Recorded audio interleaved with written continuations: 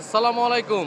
পাখিরা সুখের নীড় গড়েছে আমাদের এই ঈশ্বরদীতে। হ্যাঁ বন্ধুরা, আমি এখন আছি ঈশ্বরদী আলহাজ মোড়ের একদম জিরো পয়েন্টে। আর এই জিরো পয়েন্টের ঠিক পেছনে, আমার পেছনে যে গাছগুলো দেখতে পাচ্ছ, এটা আলহাজ টেক্সটাইল মিলের গাছ।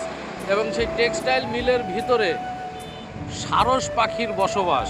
হ্যাঁ বন্ধুরা, সারস পাখি আমরা বলে থাকি। আর কি পরিমাণ পাখি এখানে, আমরা বিদেশি পাখি বা যেটাই বলি সারস পাখি, এখানে তাদের একদম আবাসস্থল।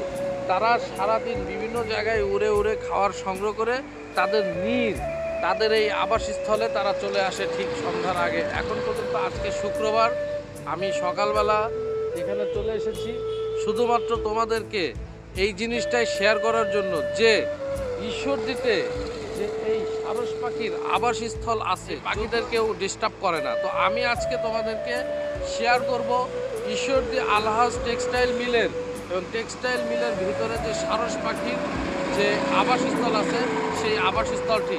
চলো বন্ধুরা।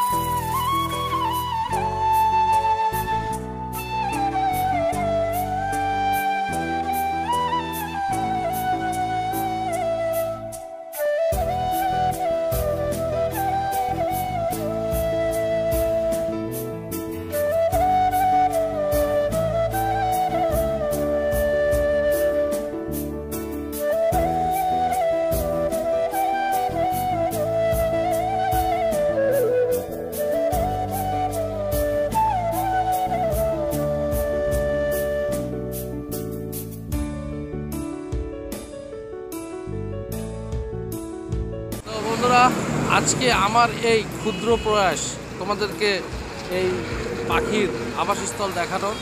আমার এই ভিডিওটি যদি তোমাদের ভালো লাগে তাহলে অবশ্যই লাইক কমেন্ট শেয়ার করে দেবে এবং আমার এই পেজটিকে ফলো দিয়ে যুক্ত থাকবে, যাতে পরবর্তী ভিডিও তোমাদের সঙ্গে শেয়ার করতে পারি। আজকে এ পর্যন্তই। আমি জনি মৃধা আলহাজ মোড় থেকে শেষ করছি। আসসালামু আলাইকুম।